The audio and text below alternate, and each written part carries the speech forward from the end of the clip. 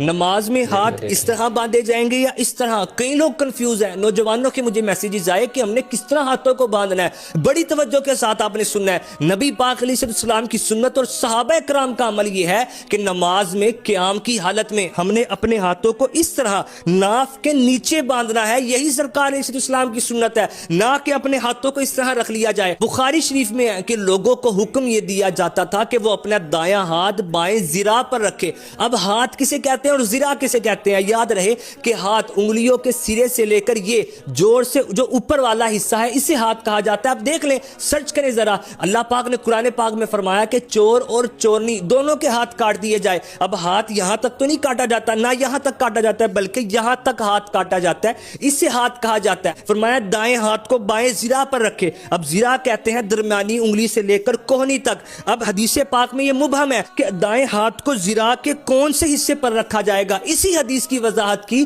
صحیح ابن خزیمہ میں صحیح سند کے ساتھ روایت آئی کہ صحابی رسول حضرت وائل بن حجر رضی اللہ تعالیٰ عنہ آپ یہ فرماتے ہیں، میں نے نبی پاک علیہ السلام کو نماز پڑھتے ہوئے دیکھا کہ سرکار نے اپنے دائیں ہاتھ کو، یہ دایاں ہاتھ کو بائیں ہاتھ کے ظاہری کف پر، رسک پر اور سائد پر رکھا۔ اب یہ کف، رسک اور سائد کسے کہا جاتا ہے؟ ظاہری کف یعنی جو پشت ہے ہاتھ کی، اسے ظاہری کف کہا جاتا ہے۔ اسے رسک یعنی ہاتھ کا جوڑ کہا جاتا ہے، اور اگلی حصے کو سائد یعنی کلائی کہا جاتا ہے۔ جب ہم ہاتھ کو اس طرح رکھیں گے تو تینوں حصوں پر، ظاہری حصے پر بھی، رسک پر بھی اور سائد پر، تینوں پر ہاتھ رکھا جائے گا۔ یہی نبی پاک علیہ السلام کی سنت ہے۔ اور پھر مولا علی رضی اللہ تعالیٰ کے بارے میں آیا کہ آپ بھی اپنے دائیں ہاتھ کو بائیں ہاتھ کے جوڑ پر رکھا کرتے تھے۔ اور آخری روایت ہے صحیح سند کے ساتھ المصنف ابن ابی شیبہ میں، وائل بن حجر رضی اللہ تعالیٰ فرماتے ہیں کہ میں نے نبی پاک علیہ السلام کو نماز پڑھتے دیکھا، آپ نے اپنے دائیں ہاتھ کو بائیں ہاتھ پر رکھا اور ناف کے نیچے رکھا، اوپر کچھ نہیں بلکہ ناف کے نیچے رکھا۔